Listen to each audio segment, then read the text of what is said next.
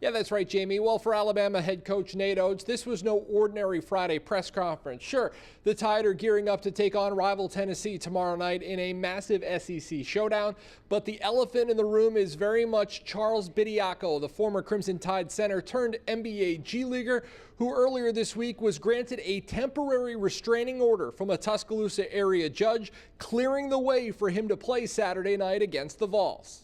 First of all, the system's clearly broken, and I'm all for figuring out a way to fix it.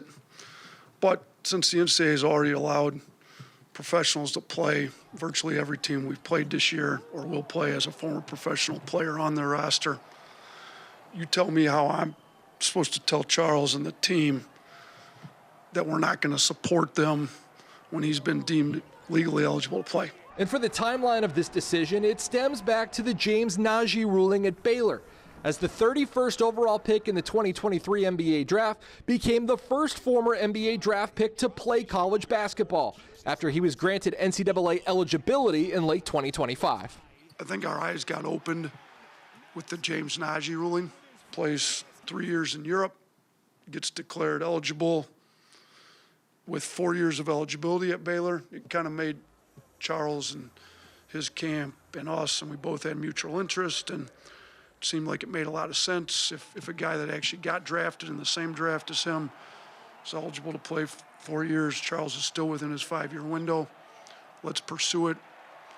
I assumed the NCAA would deem him eligible. They didn't.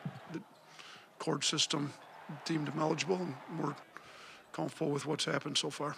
And Jamie, Oats continued to point out over and over again what he believes is the hypocrisy of former European professionals being allowed to play at the college ranks, where to this point G League players have been shut out of coming back to college. Again, he was asked point blank whether or not Bediako will play tomorrow night against the Vols, saying he will, he's eligible, and they will follow the court order. We will be here to break it all down and cover it all, but for now, from inside Coleman Coliseum in Tuscaloosa, I'm Johnny Congdon, ABC 3340 Sports.